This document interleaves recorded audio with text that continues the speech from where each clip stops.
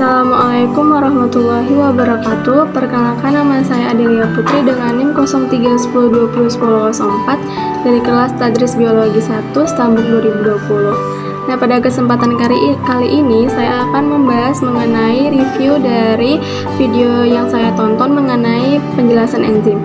Nah, tugas ini saya buat untuk memenuhi tugas mata kuliah biokimia dengan dosen pengampu Ibu Rabia Afifadallah MPD. Pengertian dari enzim. Enzim tersusun dari protein yang memiliki fungsi untuk mengatur laju reaksi proses biokimia yang terjadi di dalam tubuh makhluk hidup.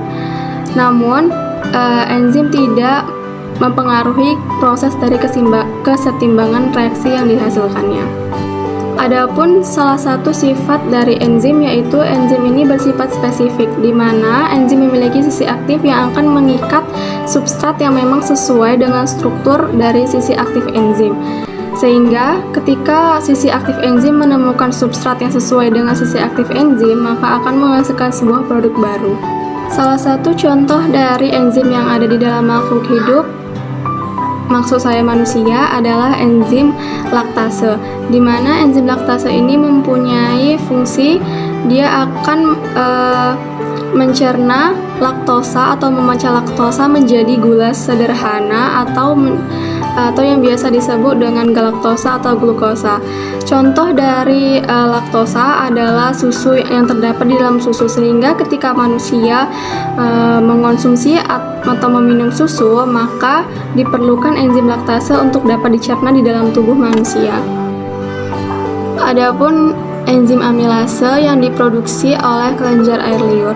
Enzim amilase ini memecah zat pati menjadi glukosa, sehingga ketika makanan dikunyah oleh manusia, lama-kelamaan akan menjadi manis. Nah, hal ini merupakan hasil reaksi dari enzim amilase yang ada di dalam mulut. Dalam menjalankan tugasnya, enzim juga memerlukan dua hal, yaitu kofaktor dan koenzim. Kofaktor ini merupakan bahan kimia yang membantu molekul atau ion yang terikat dengan enzim agar proses reaksi enzim dapat berjalan lancar. Contoh dari kofaktor adalah magnesium.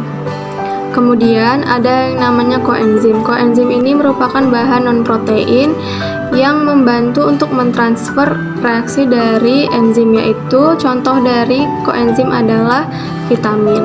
Adapun karakteristik dari enzim yaitu ada yang namanya istilah denaturasi. Denaturasi adalah hancurnya atau rusaknya struktur enzim yang disebabkan oleh suhu yang tidak normal sehingga dapat menyebabkan denaturasi. Kemudian sifat dari enzim adalah termobil. Termobil itu tidak tahan terhadap suhu panas sehingga enzim dapat rusak ketika berada pada suhu atau pH yang tidak sesuai dengan keadaan yang biasanya.